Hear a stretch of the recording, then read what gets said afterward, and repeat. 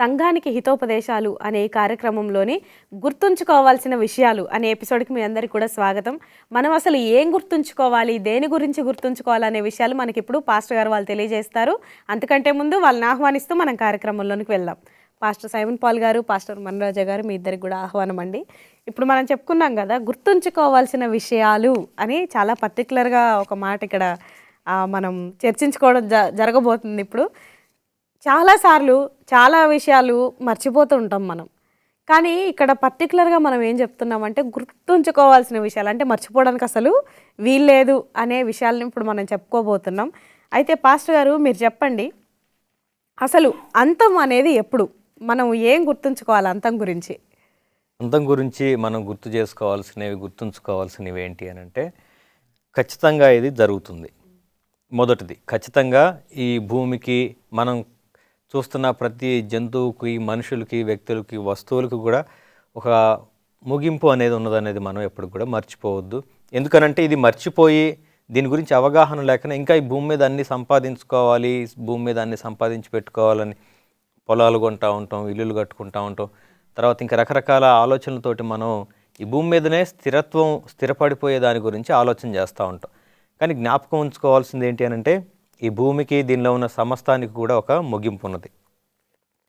మత్తయి సువార్త 24వ అధ్యాయము 36వ వచనం మనకు వచ్చినప్పుడు, ఇక్కడ అంతము ఎప్పుడు వస్తుంది అనే ప్రశ్న మనకి చాలాసార్లు వస్తూ ఉంటుంది. కానీ ఇక్కడ సమాధానం ఏంటి అని అంటే, ఆ దినం ఎప్పుడో, ఆ గడి ఎప్పుడో ఎవరికి కూడా తెలియదు. కేవలం పరలోకమందున్న తండ్రికి మాత్రమే తెలుసు. మనం ఎవరం కూడా దాని గురించి అసలు ఆలోచన కూడా చేయాల్సిన అవసరం లేదనే విధంగా ఇక్కడ రాయబడి ఉంది. ఎందుకు అని అంటే, ఇప్పుడు ఆ దినము, ఆ గడియ, పలానా రోజు పలానా టైంకి దేవుడు వస్తాడన్నప్పుడు ఏం జరుగుతుంది? మంచివాళ్ళు, చెడ్డవాళ్ళు అందరూ అప్పటికప్పుడు మంచివాళ్ళుగా మారి ఉన్నట్టుగా నటిద్దానికి ప్రయత్నం చేస్తారండి. అంటే అప్పుడు మొదటి నుంచి కష్టపడి చేసిన వాళ్ళకి చివరిలో అప్పటికప్పుడు అవకాశాన్ని, అంటే ఇన్ని రోజులు తెలిసినాక కూడా, దేవుని రాకడుందని తెలిసాక కూడా నిర్లక్ష్యంగా ఉండి ఆ ఒక్కరోజు ముందో, ఒక గంట ముందో మనకున్నాయన్నీ కూడా అప్పుడు దేవునికి మన జీవితాన్ని సమర్పిద్దామనే ఆలోచనతో ఉంటారు. అందుకనే ఎగ్జాక్ట్ టైము, డేటు ఎప్పుడు కూడా ఫిక్స్ చేయలేదు. అసలు అది మీ పని కూడా కాదు అని చెప్తా ఉన్నారు దేవుడు.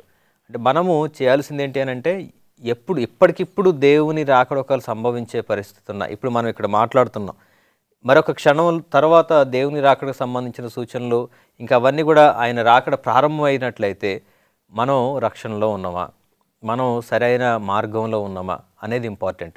అప్పుడే నిజమైన వాళ్ళు ఎవరు, తర్వాత అబద్ధంతో బ్రతుకుతూ మోసపూరితమైన ఆలోచనలతోటి యేసుక్రీస్తు పేరును ఉపయోగించుకునే వాళ్ళు ఎవరు అనేది అప్పుడు తెలుస్తుంది. మత్తయి సువార్త 25వ అధ్యాయం 13వ వచనంలో అయితే ఇంకా ఏం చెప్తున్నారంటే, be watchful and be ready అంటున్నారు. అంటే ప్రతి దాన్ని కూడా మీరు జాగ్రత్త పడి కనిపెడుతూ ఉండి దానికోసం మీరు సిద్ధపడండి రాకడ కోసం అంటున్నారు. అంటే జరుగుతున్న పరిణామాలను ఇప్పుడు ప్రస్తుతం మనం గమనించినట్లయితే మత్తయి సువార్త 24 అధ్యాయంలో, లూకా సువార్త 17 అధ్యాయంలో జరిగే అన్నీ కూడా ఆల్రెడీ ఇప్పుడు మనకి ప్రస్తుతం జరుగుతూనే ఉన్నాయి. అందులో ఉన్న ప్రవచనాలన్నీ కూడా జనం మీదకి జనం లేస్తారని, రాజ్యం మీదకి రాజ్యం లేస్తారని, రకరకాల తెగుళ్ళు, ఇవన్నీ కూడా దేనికి సూచనగా ఉన్నాయనంటే దేవుని రాకడికి, యేసుక్రీస్తు వచ్చే ముందు జరిగేవన్నీ. ఇవన్నీ జరిగిన తరువాతనే అంతం వస్తుంది అనేది ఉన్నదండి. అంటే ఇవన్నీ జరుగుతున్నాయనంటే ఇవన్నీ ఇంకా బాగా విస్తృతంగా, తీవ్రంగా జరుగుతూ అంతా ప్రపంచమంతా అల్లకల్లోలంగా ఉన్నప్పుడు మళ్ళీ అందరు కూడా వేరే ఆధారం లేదు, దేవుడే మాకు దిక్కు అనే ఆలోచన ఎప్పుడైతే మళ్ళీ మనుషుల్లో వస్తుందో, ప్రస్తుతానికి ఎవరికి వాళ్ళు మేము సేఫ్గా ఉన్నాం అనుకుంటున్నారు. ఒక ఇల్లు ఉంటే చాలు, అందులో సేఫ్గా ఉంటాం అనుకుంటారు. లేకపోతే కొంత ఆస్తిపాస్తులు ఉంటే మేము సేఫ్ అనుకుంటూ ఉంటారు. లేదా ఒక నలుగురు కుటుంబంతో, బలమైన కుటుంబం నాకుంటే నేను సేఫ్ అనుకుంటూ ఉంటారు. అంటే భూమి మీద ఉన్న వాటిల్లోనే మాకు సేఫ్టీ అనుకుంటున్నారు, మేము సురక్షితంగా ఉన్నాం అనుకుంటున్నారు. కానీ ఈ గొడవలు, చికాకులు ఇవన్నీ ఎక్కువ మించిపోయిన తర్వాత డబ్బులతోటి కానీ, మనుషులతోటి కానీ, వస్తువులతోటి కానీ, టెక్నాలజీతోటి కానీ ఏది సాధ్యపడనే అంత తీవ్రంగా ఈ పరిస్థితులు మారినప్పుడు మళ్ళీ మనుషులు ఎవరి వైపు చూస్తారు? దేవుడా మాకు నీవే దిక్కు, దేవుడా మమ్మల్ని కాపాడు అని అప్పుడు ప్రారంభం అవుతుంది అనమాట. అప్పుడు దేవుడు రావడం జరుగుతుంది. అప్పుడే అందరికీ దేవుని మీద దృష్టి మల్లుతుంది. అప్పుడు దేవుడు రావడం అనేది జరుగుతుంది అనమాట.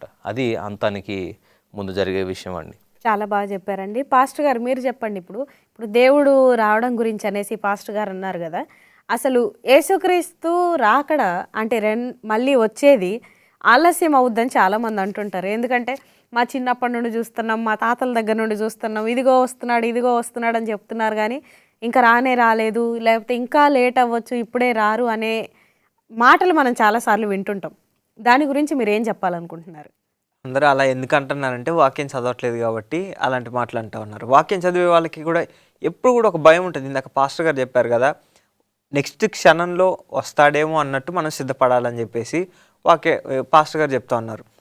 అలా సిద్ధపడలేని వాళ్ళు అందరూ కూడా ఏం చేస్తారంటే వాళ్ళ కంఫర్ట్ జోన్ ఏర్పాటు చేసుకుంటారు. ఇందులో మేము బతకాలి, ఇట్లుండాలి, అట్లుండాలి, అది కొనుక్కోవాలి, ఇది కొనుక్కోవాలి. దేవుడేమో మీకు ఉన్నదంతా కూడా అవసరమైతే ఖర్చు పెట్టి పరిచర్య చేయండి, సువార్త చేయండి, మినిస్ట్రీలో మీ ఎఫర్ట్స్ అన్నీ కూడా పెట్టండి అని చెప్పేసి దేవుడు చెప్తా ఉంటారు. ఇది సేవకులకు ఒక్కరికే అనుకుంటారు చాలామంది, కానీ అందరికీ కూడా. మన శిష్యుల సమయంలో చూసుకున్నట్లయితే శిష్యులు తర్వాత మిగిలిన వాళ్ళందరూ కూడా వారికి ఉన్న ఆస్తి నమ్మి సగం భాగం వాళ్ళు ఉంచుకొని మిగిలిందంతా కూడా పేదలకు ఇవ్వడం, తర్వాత మినిస్ట్రీలో పరిచర్య చేసే వాళ్ళకి ఖర్చు పెట్టడం చేస్తూ ఉంటారు. కానీ ఇప్పుడున్న ప్రజెంట్ పరిస్థితి ఏంటంటే ఆలస్యం చేస్తాడేమో దేవుడు అనే ఉద్దేశంతో అందరూ కూడా విచ్చలవిడిగా జీవించడం మొదలుపెట్టారు. కానీ హెబ్రీయులకు రాసిన పత్రిక 10వ అధ్యాయం 37వ వచనంలో he will come in right time అని చెప్పేసి ఉంటుంది. అంటే రానున్నవాడు ఖచ్చితంగా సమయానికే వస్తాడు. మనం అనుకున్న సమయానికి, వాళ్ళు అనుకున్న సమయానికి, ఆలస్యం చేస్తానని అనుకున్న సమయానికి రాడండి ఆయన. ఆయనకి ఖచ్చితంగా ఏ సమయంకి రావాలో ఆయనకి తెలుసు. ఆయన ఖచ్చితంగా ఆ టైంకే వస్తాడు. దీనికన్నా ముందు దేవుడు చాలా చెప్పారు. కానీ దుష్టులైన దాసులంట మనకి మత్తయి సువార్త 24వ అధ్యాయం 48వ వచనంలో ఈ మాట ఉంటుంది. దుష్టుడైన దాసుడు యజమానుడు ఆలస్యం చేయుచున్నాడని తనలో తను అనుకుంటాడని చెప్పేసి ఉంటుంది. ఆ తర్వాత మనం మత్తయి సువార్త 24వ అధ్యాయం చూసినట్లయితే అనేకమైన సూచనలు ఉంటాయి. ఆ దాసుడు ఏమంటా ఉన్నాడు, ఆలస్యం చేయుచున్నాడేమో అనుకుంటాడు, కానీ యజమానుడు తగిన సమయంలో, దాసుడు అనుకోని సమయంలో వస్తాడని చెప్పేసి అప్పుడు శిక్ష పడుతుంది కదా. తప్పకుండా శిక్ష పడకుండా సిద్ధపడాలని వాక్యం మనకి బోధిస్తా ఉంది. చాలా చాలా మంచి విషయాలు చెప్పారండి. మరిన్ని విషయాలు తెలుసుకోబోయే ముందు చిన్న విరామం తీసుకొని వచ్చేది. చూస్తున్నారు కదండి, ఎన్నో మంచి విషయాలు, చక్కటి విషయాలు మనం తెలుసుకోబోతున్నాం. ప్రత్యేకంగా మనం గుర్తుంచుకోవాల్సిన విషయాల గురించి మనం మాట్లాడుతున్నాం కాబట్టి మరిన్ని విషయాలు తెలుసుకోబోయే ముందు చిన్న విరామం తీసుకొని మళ్ళీ వచ్చేద్దాం.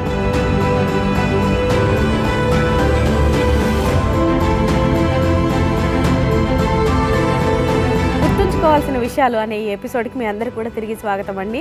మరిన్ని విషయాలు తెలుసుకుందాం రండి. పాస్టర్ గారు, ఈ మధ్యకాలంలో అనే కాదు, చాలా కాలం నుండి కూడా యేసుక్రీస్తు చనిపోయి తిరిగి లేచి ఆయన ఆరోహణ వెళ్ళిపోయిన దగ్గర నుండి కూడా ప్రత్యేకంగా మనకి చాలాసార్లు వినపడ్డ మాట ఏంటంటే నేనే క్రీస్తుని అంటూ చాలామంది వచ్చారు.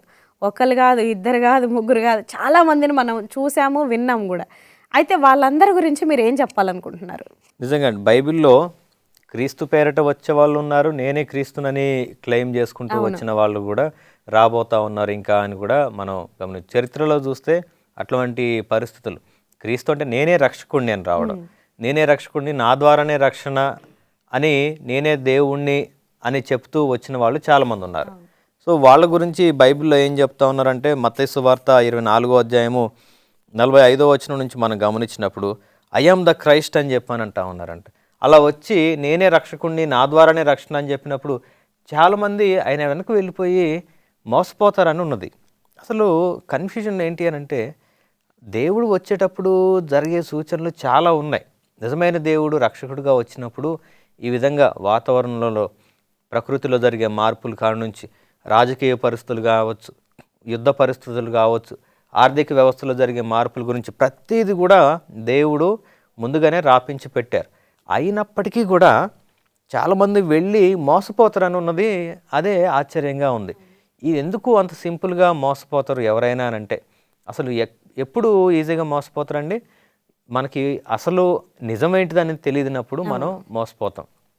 ఫర్ ఎగ్జాంపుల్ ఇప్పుడు ఈ షర్ట్ నేను డిమార్ట్లో కొన్నప్పుడు 200కే కొన్నా నేను.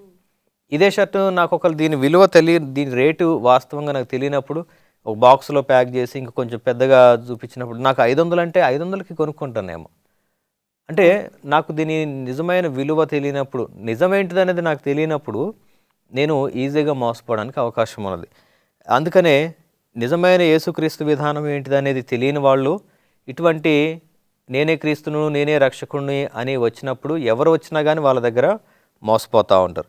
ఇంకా మనం గమనించినప్పుడు 2 తిమోతి 3:16-17 వచనాలకు మనం గమనించినప్పుడు మనము దేవుని యొక్క వాక్యం మీద ఆధారపడాలని, దేవుని యొక్క మాట చొప్పున మనం ఉన్నప్పుడే ఈ అబద్ధ క్రీస్తుల నుంచి మనల్ని మనం కాపాడుకోగలుగుతాం అనే విషయాలు అక్కడ రాయబడి ఉన్నాయి. సాతాను ఎప్పుడు కూడా మనల్ని తన కుయుక్తులతోటి, కుతంత్రాలతోని మనం మోసం చేసే పని మీదనే తను ఉన్నాడు.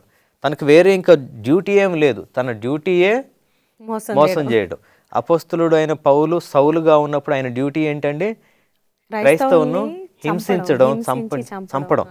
ఇతరులను తన విశ్వాసం కోసం ఇతరులను చంపడమే తన ప్రాణాధారమైనట్టుగా చంపుతున్నా అంటున్నారు, శోధిస్తున్నా అంటున్నారు. అంటే పౌలు ఏ విధంగా అయితే, అంటే సౌలుగా ఉన్నప్పుడు ఏ విధంగా అదే పనిగా పెట్టుకొని ఇక దినము రాత్రి అని తేడా లేకుండా ఆయన ఏ విధంగా, సాతానుకు కూడా తనకి ఇంకా సమయం లేదని తెలుసు, దేవుని ప్రవచనాలన్నీ కూడా పూర్తయ్యాయి అని తెలుసు. ఇంకా రావాల్సింది, జరగాల్సిన ప్రవచనం ఏంటి అంటే క్రీస్తు రాకడ మాత్రమే. ఇంకా దానికోసం సాతాను ఇంకా నాకు టైం లేదు కదా అని మునుపటి కంటే ఇంకా వేగంగా రకరకాల ప్రయత్నాలు చేస్తూ వస్తున్నాడు. దాంట్లో క్రీస్తును అబద్ధికుడిగా చూపించే ప్రయత్నం దగ్గర నుంచి, లేదా క్రీస్తు వేషం వేసుకునే వచ్చే ప్రయత్నం దగ్గర నుంచి ప్రతిదీ కూడా సాతాను ట్రై చేస్తూనే ఉంటారండి.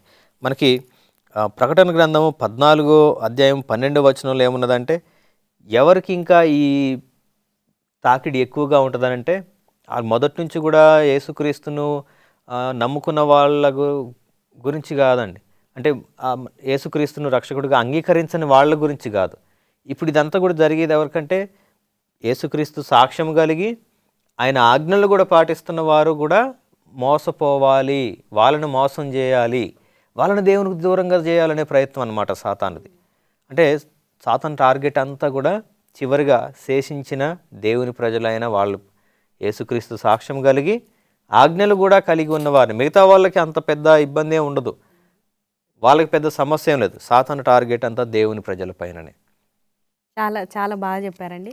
మరి పాస్టర్ గారు మీరు చెప్పండి. ఇందాక ఈ పాస్టర్ గారు మాట్లాడుకుంటూ ఏమన్నారంటే, మనం వాక్యాన్ని బట్టి మనం అన్ని గ్రహించాలి, వ్యక్తిగతంగా మనం ధ్యానించాలి అనేది చెప్పారు కదా. అయితే ఈ వ్యక్తిగత ధ్యానం యొక్క ప్రాముఖ్యత ఏంటంటారు? ఒక పాస్టర్ గారు చెప్పారు కదండి, సాతాను ఎలా మనల్ని శోధిస్తాడు, దేవుడి నుంచి దూరం చేస్తాడు, ఎలాంటి పన్నాగాలు పన్నుతారు అని చెప్పేసి.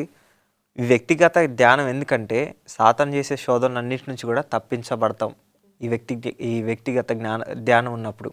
మనం వాక్యంలో చూసుకున్నట్లయితే దేవుడితో దగ్గర సమయాన్ని గడిపిన వాళ్ళకి ప్రార్థనలో జవాబులు అతి త్వరగా వాళ్ళు పొందుకున్నారు. ఇప్పుడు హిజ్కియాను చూడండి, అతడు నీతిమంతుడై ఉన్నాడు కాబట్టి, దేవుడికి విధేయుడై ఉన్నాడు కాబట్టి, అతను ప్రార్థన చేసేటప్పుడు కూడా నేను నీ కొరకు ఉండులాగు నాకు ఆయుష్ని ప్రసాదించని అతడు ప్రార్థన చేసిండు. దేవుడు వెళ్ళిపోయిన ప్రవక్తను కూడా మరలా తిరిగి పంపించి అతను ఏం చేయాలో చెప్పి 15 సంవత్సరాల ఆయుష్ని పొడిగించారు. వ్యక్తిగత ధ్యానం అనేది దేవునితో సంబంధాన్ని మనకు పెంచుతుంది. ఈ లోక సంబంధమైన అటాక్స్ నుంచి, బలహీనతల నుంచి, ఈ లోక సంబంధమైన ప్రతి విధమైన శోధనల నుంచి మనల్ని వేరుపరుస్తుంది వ్యక్తిగత ధ్యానం అనేది. మనం ఎవరితో గడుపుతున్నాం అంటే దేవునితో గడుపుతున్నాం. ధ్యానం ఎవరి మీద ఉంది, నీ ఆలోచన ఎవరి మీద ఉందంటే దేవుని మీద ఉండాలి. మనకి కొన్ని వాక్యాలు కూడా ఆయన చెప్తా ఉన్నారు కదా. మనం యాకోబు రాసిన పత్రిక 4:8 దేవుని యొద్దకు రండి, ఆయన మీ యొద్దకు వచ్చునని చెప్పేసి వాక్యంలో ఉంటుంది. అంటే ముందు మనం దేవుని దగ్గరికి వెళ్ళాలి. ఈ ధ్యానం ద్వారా మనం ఎక్కడికి వెళ్తున్నాం అంటే దేవుని దగ్గరికి వెళ్తున్నాం. దేవుడు కూడా మనతో ఉంటాడని చెప్పేసి ఈ వాక్యంలో మనం గ్రహించగలుగుతా ఉన్నాం. అదేవిధంగా ఇర్మియా గ్రంథము 29:12-13 చూసినట్లయితే, ప్రార్థిస్తే ఆయన వింటాడు, జవాబిస్తాడు, తర్వాత విచారణ చేస్తే ఆయనను మనం కనుగొంటామని చెప్పేసి వాక్యంలో రాయబడింది. ఇది ధ్యానం. దేవుణ్ణి కనుగొనడమే వాక్య ధ్యానం. ఎప్పుడైతే దేవుణ్ణి కనుగొంటామో ఆయన చిత్తాలు, ఆయన ప్రణాళికలు, రానున్న విషయాలు, జరగబోతున్నవి ప్రవక్తలకి వీళ్ళందరికీ ఎలా వచ్చాయండి? వాళ్ళు దేవుని ధ్యానం చేశారు, దేవునిలో సమయాన్ని గడిపారు. దేవుడు వారి ద్వారా ఏం జరిగించాలనుకున్నారో అది దేవుడు వాళ్ళకి చెప్పారు. ఎప్పుడంటే దేవుని ధ్యానం చేస్తూ దేవునిలో గడుపుతున్నప్పుడు. లేని వారికి ఏమొచ్చిందంటే డిస్ట్రక్షనే, నాశనమే. చివరిగా ఈ మాట మనం చూసుకుందామండి.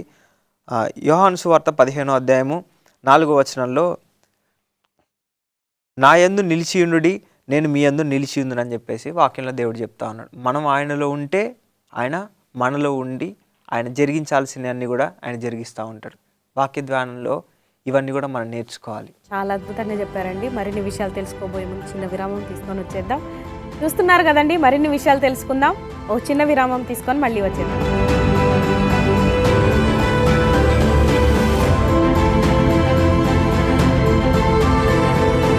గుర్తుంచుకోవాల్సిన విషయాలనే ఎపిసోడ్కి మీ అందరికి కూడా స్వాగతం అండి.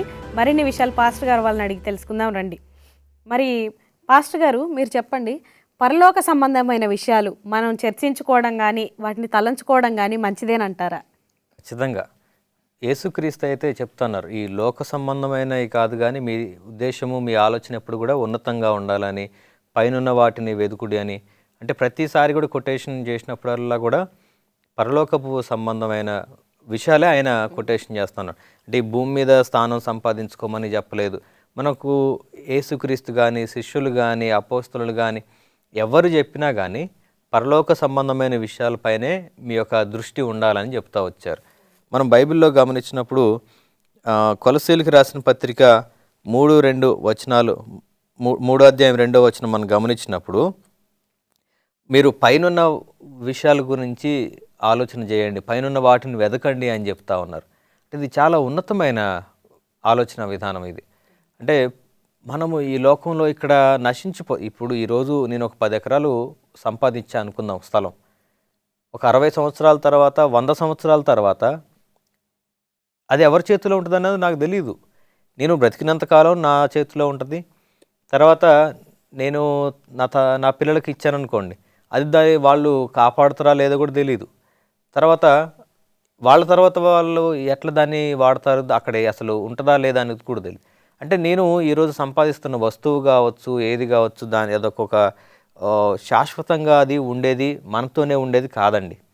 ఈవెన్ నేను కొనుక్కున్న ఒక కారు అనుకోండి, అది కూడా శాశ్వతంగా నాతోటి ఉంటుందా అంటే అవకాశమే లేదు. ఎప్పుడు ఏం జరుగుతుందనేది తెలియదు. నేను ముందెళ్ళిపోవచ్చు, నేను కొనుక్కున్న వస్తువులు ఉండొచ్చు కదా. సో దానివల్ల నాకేం ఉపయోగం లేదు. అందుకని ఏం చెప్తున్నానంటే, భూమి మీద ఉన్న వాటిని వెతకడం కాదు, పరలోకంలో ఉన్న పైన వాటిని వెతకండి అని చెప్తా ఉన్నారు. సిస్టర్ వైట్ అయితే ఈ విధంగా చెప్తా ఉన్నారు, fix your minds on heavenly things అని చెప్తా ఉన్నారు. మన దృష్టి అంతా కూడా పరలోక సంబంధమైన వాటి మీదనే ఉండాలంటున్నారు. అదేవిధంగా think, speak, meditate on heavenly things అని చెప్తున్నారు. మనం ఆలోచన చేసినా, మాట్లాడినా, మెడిటేట్ చేసినా దేని గురించి అంటే పరలోక సంబంధమైన విషయాల గురించే మనం మాట్లాడాలి అని చెప్తా ఉన్నారు. వాటి గురించి ఆలోచన చేయాలని చెప్తా ఉన్నారు. తర్వాత ఇదే మాట ఫిలిప్పీలకు రాసిన పత్రిక 4వ అధ్యాయం 8వ వచనంలో ఉంటుందండి. మీరు అన్నీ చేసి దేని చేసినా కానీ లాస్ట్కి మీ ధ్యానం అంతా దేని మీద ఉండాలంటే పరలోక సంబంధమైన విషయాలపైన మీ ధ్యానం అంతా కూడా ఉండాలంటున్నారు. ఇప్పుడు నేనున్నా అనుకోండి, ఒక యవనస్తుడు ఉన్నాడు అనుకోండి, గ్యాడ్జెట్స్ మీద ధ్యానం చేస్తూ ఉంటాం. iPhone 15 వచ్చిందా, దాని తర్వాత 16 కొనుక్కున్నామా, దాని తర్వాత ఇంకోటి వస్తే అది కొనుక్కోవాలి. అది కొనుక్కోవడానికి ఏమేం చేయాలి, నేను ఎన్ని డబ్బులు దాచుకోవాలి, అంటే రకరకాలు ఇదే గ్యాడ్జెట్స్ కోసం మనం ధ్యానం చేస్తున్నాం. మొబైల్లో ఎత్తుకుని ఆ వస్తువు మనం సంపాదించే వరకు కూడా ఏం చేస్తామండి, ఏ షాప్లో తక్కువ ఉంది, ఏ వెబ్సైట్లో తక్కువ దొరుకుతుంది, ఇంకెవరైనా దాన్ని అమ్ముతున్నారా, అంటే ఇదే ఆలోచన. ధ్యానం అంతా ఎక్కడుంది అప్పుడు దాని. ఇంకా ఒక వ్యక్తిని ప్రేమించామనుకోండి, అబ్బాయో అమ్మాయో, ఇంకా నిరంతరం కూడా ఆమె గురించే ఆలోచన, తన గురించే కదండి. అంటే యవనస్తుల పరిస్థితి చెప్తున్నా. లేదు ఇప్పుడు తల్లిదండ్రులు అనుకోండి, పిల్లలకి ఏదన్నా కొనాలి, వాళ్ళ స్కూల్లో జాయిన్ చేయాలి, ఏదన్నా విషయాలు ఉన్నాయి, వాళ్ళకి సంబంధించిన సమస్యలు, దాని మీదే ధ్యానం, ఇంకా దాని మీదే ఆలోచన, దాంట్లో నుంచి బయటికి రాలేకపోతుండే. కానీ బైబిల్ ఏం చెప్తున్నదంటే, మన ఆలోచన, మన ధ్యానం అంతా కూడా పరలోకము సంబంధించిన విషయాలపైన. పరలోకానికి వెళ్తే నేను ఎలా ఉంటా, అక్కడ దేవునితో నేను ఎలా సహవాసం చేస్తా, అక్కడున్న ఇంకా పరిశుద్ధులందరితోనే నేను ఏ విధంగా గడపాలి, నేను ఎలాంటి విషయాలు అక్కడ పంచుకోవచ్చు, ఇట్లా మన ఆలోచన ఉండాలనేది మనం జ్ఞాపకం చేసుకోవాలి. ఇంకా మనం గమనించినప్పుడు మత్తయి సువార్త 6వ అధ్యాయం 19 నుంచి 21వ వచనం వరకు మనం గమనిస్తే, ఈ భూమి మీద మనం ట్రెజర్స్ కోసమని, అంటే సంపాదన కోసం ప్రయత్నం చేస్తూ ఇక్కడనే మనం ఈ మట్టిలో కలిసిపోవడం కాదు, కానీ మనము ఆస్తి అంతా కూడా ఎక్కడ సంపాదించుకోవాలట? పరలోకం. పరలోకంలో సంపాదించుకోవాలని విషయాలు ఇక్కడ రాస్తూ ఉన్నారు. చాలా చాలా బాగా చెప్పారు పాస్టర్ గారు. పాస్టర్ గారు మీరు చెప్పండి, అసలు సేవకులు ఎలా ఉండాలి, వాళ్ళు గుర్తుంచుకోవాల్సిన విషయాలు ఏంటి? అండి, ఈ చివరి దినాల గురించి మాట్లాడుకుంటున్నాం, శోధనల గురించి మాట్లాడుకుంటున్నాం, దేవుడు అతి త్వరలో రాబోతా ఉన్నాడా అని చెప్పేసి, ఆలస్యం చేస్తాడా, ఇవన్నీ కూడా మాట్లాడుకున్నాం. ఇప్పుడు ఇక్కడ మనం మాట్లాడుకున్న విషయాలన్నీ కూడా చాలామంది వినొచ్చు, కొంతమంది వినకపోవచ్చు. అసలు సేవకుడు ఏం చేయాలని అంటే సిద్ధపడాలి, సంఘాన్ని కాపాడుకోవాలి, దేవుడు అతి త్వరగా వస్తున్నారా లేదా అని చెప్పేసి పరిశోధన చేయాలి, వాక్యంలో తీసి చదవాలి, జరిగే సూచనలు ఇవన్నిటిని కూడా పరిశోధిస్తూ ఉండాలి. చాలామంది పరిశోధించకనే ఏం కాదులే అని చెప్పి పాస్టర్లు కూడా తప్పులు చేస్తూ ఉన్నారు. పాస్టర్లు కూడా దుర్నీతి జరిగిస్తూ సంఘాలని తప్పుడు దోవలో పట్టిస్తూ ఉన్నారు. డబ్బులు కనో లేదంటే ఏదో వివిధమైన వ్యామోహాలను పాస్టర్లు దేవునికి దూరం అయిపోయి వాళ్ళు దూరం అయిపోవడమే కాదు, సంఘాన్ని కూడా తప్పుదోవలో పట్టిస్తూ చాలా దుర్నీతి పరిస్థితుల్లో ఉంటా ఉన్నారు. వాళ్ళకి వాక్యము అనేక విధాలుగా బోధిస్తూ ఉంది. మనం గత ఎపిసోడ్లో ఇంతకుముందు కూడా చాలా విషయాలు చెప్పుకున్నాం. సంపూర్ణమైన సమర్పణ అనేది ఉండాలని చెప్పేసి చెప్పుకున్నాం. సేవకులుగా ఉన్న వాళ్ళు సమర్పణ లేకపోతే పని చేయలేరు. ఇప్పుడు మనకున్న బాధ్యత ఏంటంటే ప్రపంచమంతా కూడా సువార్త జరగని చోట్లకు వెళ్ళి మనం సువార్త చేయగలగాలి, అన్నోన్ ప్లేసెస్లో కూడా. ఇక మనం ఏం చేస్తారంటే కంఫర్ట్గా ఉంది కదా అని చెప్పి సిటీల్లోనే కంఫర్ట్గా ఉంది కదా అని మనమున్న ఊర్లోనే మనం పరిచయం చేస్తూ ఉంటాం. వాక్యం ఏం చెప్తా ఉందంటే సొంత ఊర్లో ప్రవక్తకి ఘనత లేదని చెప్పేసి, విలువ లేదని చెప్పేసి చెప్తా ఉంది. విలువ లేని చోట మనం సువార్త చేసినప్పుడు ఏమవుతుంది? విలువ లేని నేను విలువ ఉన్న వాక్యానికి విలువ లేకుండా చేసేవానిగా అవుతా. మనం చెప్పే మాటకి ఏంటంటే దేవుని మాట, ఆ మాటకి విలువ లేకుండా పోతా ఉంది. అక్కడ ఇంకా ఆత్మరక్షణ అనేది జరగదు. కాబట్టి ఫస్ట్ సంఘాన్ని కాపాడుకోవాలి, స్థిరంగా ఉండాలి. మన సంఘంలో వచ్చే వ్యతిరేకమైన బోధలన్నింటిని కూడా ఎదిరించగలిగే అంత జ్ఞానం కలిగి ముందుగానే వాక్యంలో చెప్పే విషయాన్ని బట్టి మనం సిద్ధపడాలి. చాలా చాలా అద్భుతంగా చెప్పారు పాస్టర్ గారు. ఈ విషయాలన్నీ మాకు తెలియజేసినందుకు గాను మీ ఇద్దరికి కూడా ప్రత్యేకమైన వందనాలండి. చూశారు కదండి, ఎంతో చక్కగా మనం ఏమి గుర్తుంచుకోవాలి ఈ అంత్యకాలంలో అనే విషయాలు పాస్టర్ గారు వాళ్ళు చాలా చెప్పారు మనకి. నేను ఇవన్నీ కూడా మీరు గుర్తుంచుకుంటారని నమ్ముతున్నా, ఆశపడుతున్నా కూడా. ఎందుకంటే మనకి ఇవన్నీ కూడా చాలా అవసరం. ఈ అంత్య దినాల్లో మనకి చాలా అవసరమైన సంగతులు ఈరోజు మనం తెలుసుకున్నాం. ఇలాంటి మరిన్ని విషయాలు తెలుసుకోవాలంటే మా ఈ కార్యక్రమాన్ని చూస్తూనే ఉండండి. మళ్ళీ తర్వాత ఎపిసోడ్లో కలుసుకుందాం.